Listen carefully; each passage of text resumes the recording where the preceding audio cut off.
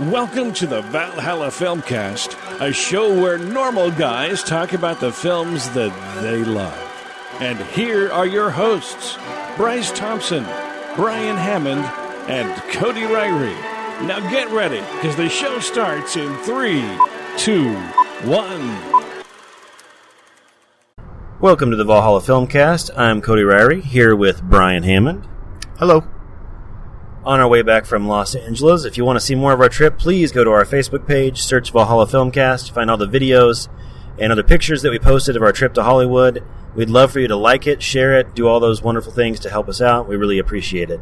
On to The Accountant spoiler show. If you have not seen The Accountant, please go back to our spoiler-free show, which was posted previously, to get our idea of the film without us ruining plot details, because we will ruin plot details in this show. Let's get to it.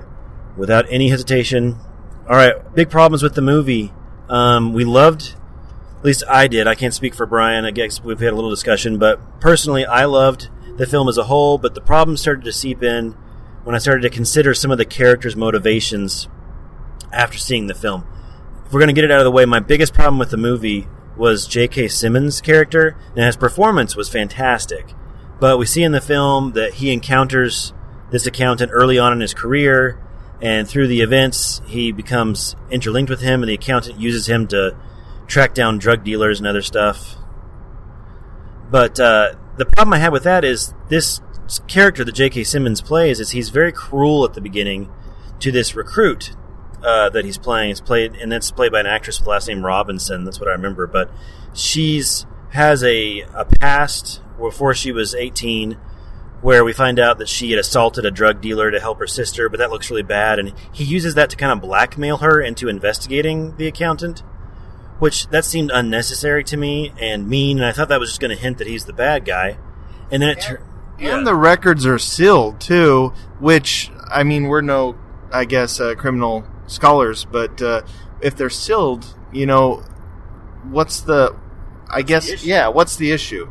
So that was kind of a weird thing. So didn't seem well thought out, didn't seem realistic. And then as the film goes along, J.K. Simmons seems to be like a really nice guy.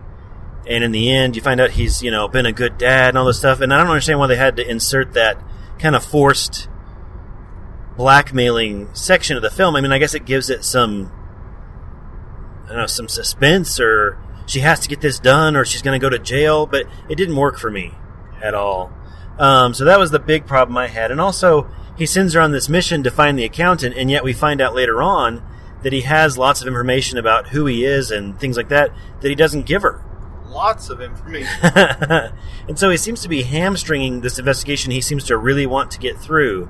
It almost seems like he's trying to vet her to see if, make her his protege, to see if she can handle the stress or, use the problem-solving tactics that, needs be for that job, and see if she can handle it to be his successor. Because he is getting ready to retire, we find out later on in the film. And so it kind of seems like that. And the whole thing kind of seems, really contrived. And as far as the, J.K. Simmons' character, he did have a bad past.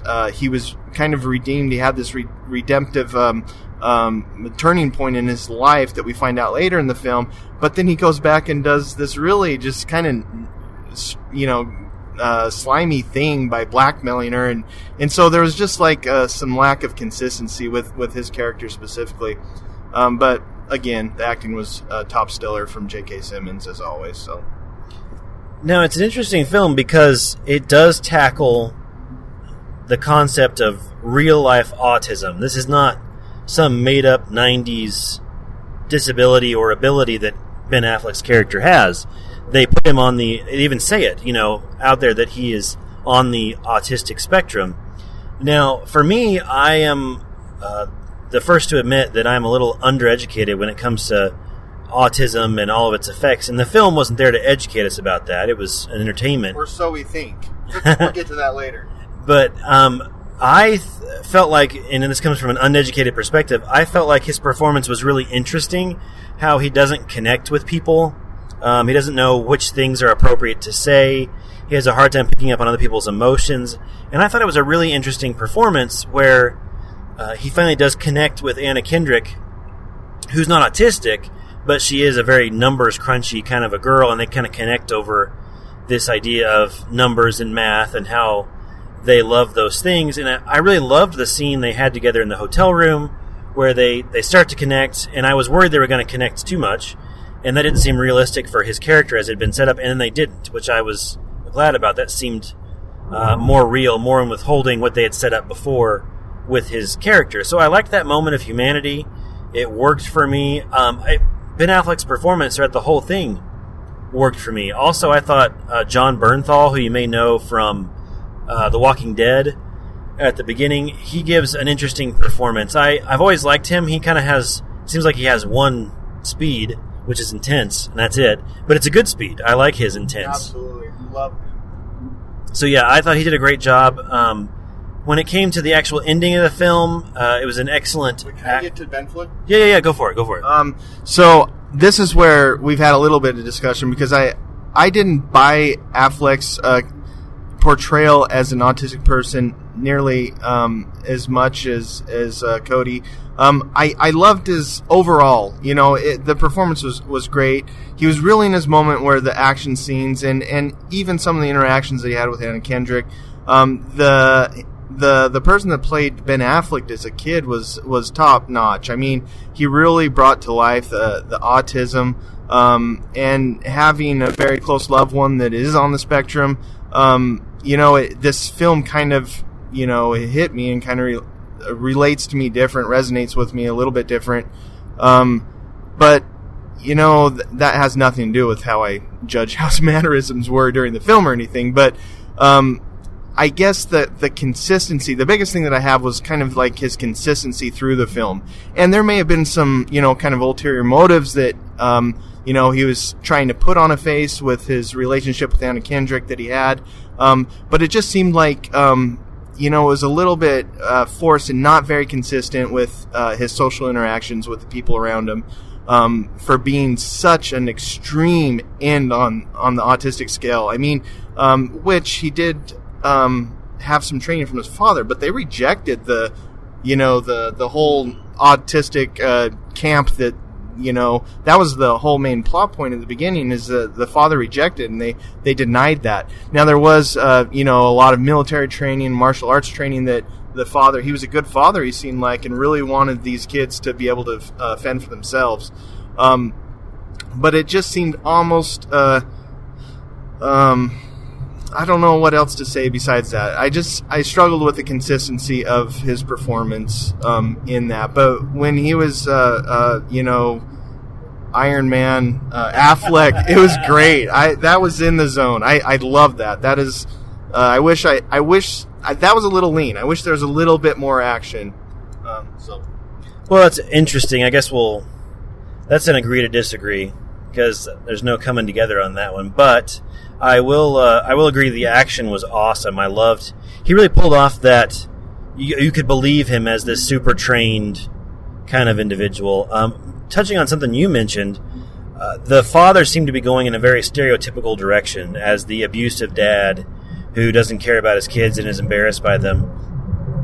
And then the film never went that way. He was a tough dad. I mean, he was very tough. It's very questionable, I guess, in some of the things he has them do, and they turn out in the film. But I like that he was not made out to be a villain. There was not the typical abusive dad cliche. In fact, it was the opposite. The mother was the one that abandoned the family, which doesn't normally happen in Hollywood, at least. And so, it was really nice to have that, defy, the normal convention. So, yeah, I like that as well. So I'm trying to think. I think we've hit the good things we liked. So all my problems have been addressed. I could have used more Jeffrey Tambor, but I think that can be true of any movie. I'm a really big fan of Jeffrey Tambor.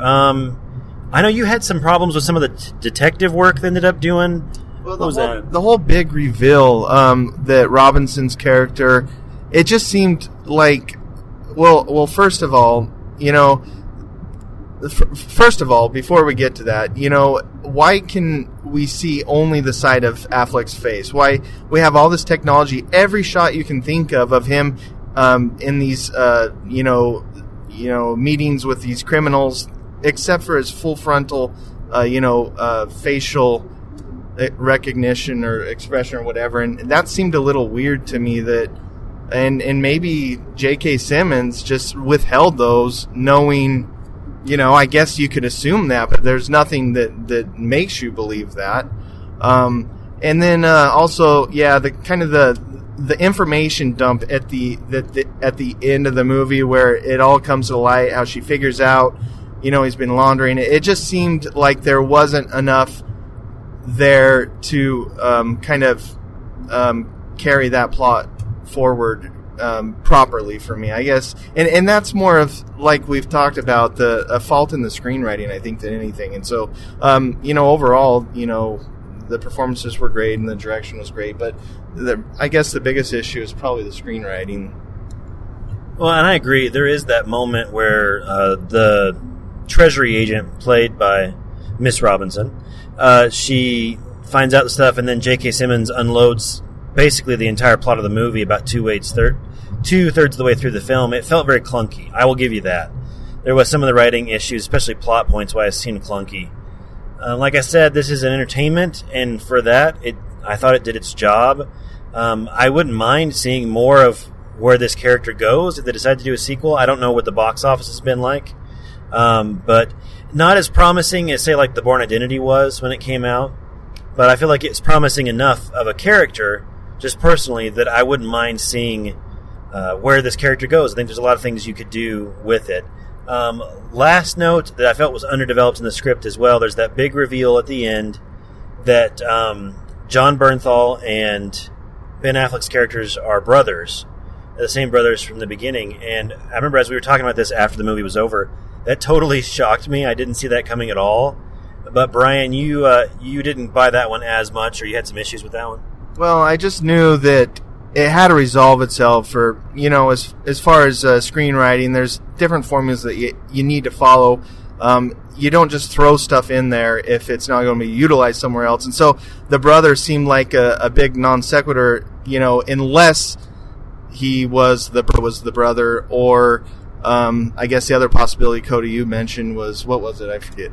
I'm driving. Well, so. I thought that there's a moment when Ben Affleck's character goes crazy and kills those 6 guys or 9 guys or whatever it was, and I thought that was going to be because his brother had gotten killed, and so I made that assumption early on. Yeah, and that is that's a viable possibility. But my first guess was that he was the brother, and I was right, and I knew it instantly when he said the accountant was mentioned, not by name, but just the accountant. He turned his head just a little bit, Bernthal's character, and so I just knew, and that was fairly early on, so, yeah. Well, midway anyways.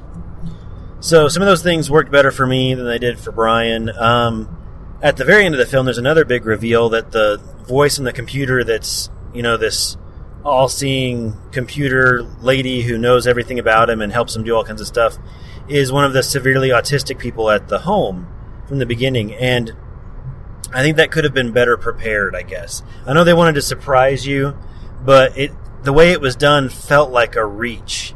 Felt like it would be very difficult for somebody who is that debilitated to do these almost, I don't know. And I guess it seemed like too much of a reach to have 2 people who knew each other and they're both incredibly supernaturally gifted, in different areas. Maybe I think the blow could have been softened if they had set it up a little bit better, but as it was, it seemed like this unbelievable reach to have a person who's so disabled be able to do these supernatural things that a regular person couldn't do.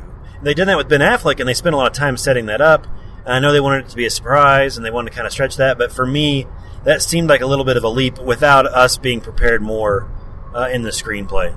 And I do agree with that to a certain extent. The biggest problem I had with that is that he didn't stay at that facility, and so and it makes no mention of that. There's no contact that he has, unless we assume, which obviously we're meant to assume, that was the girl at the beginning, because it doesn't set that up. He leaves from that, the father takes him away, and he goes to martial arts school or whatever. There's no connection there to that facility, that autistic facility, once they leave that as a family as a whole.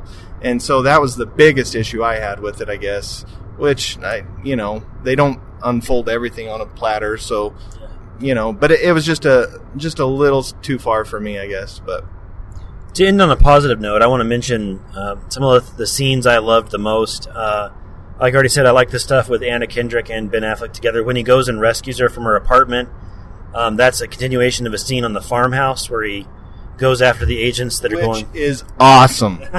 Yeah, very good, awesome action scene. I love that. I love the scene at the end that was an action scene.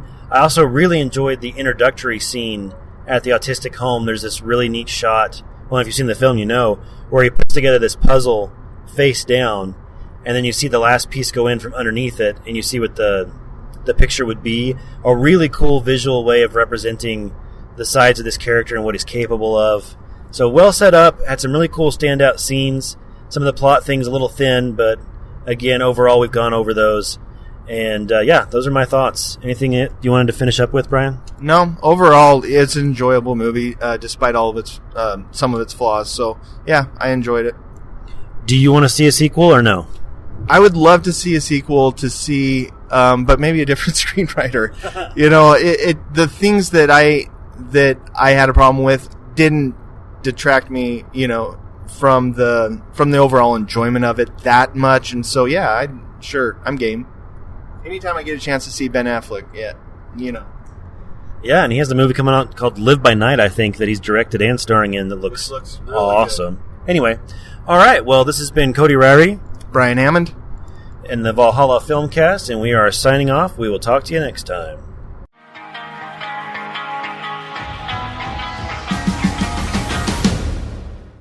The following views, opinions, and commentary are the sole property of the Valhalla Filmcast. Any unauthorized reproduction without prior consent is prohibited. Any incidental music, audio clips, or film trailers are used for the sole purpose of film criticism and commentary as allowed under the Fair Use Act.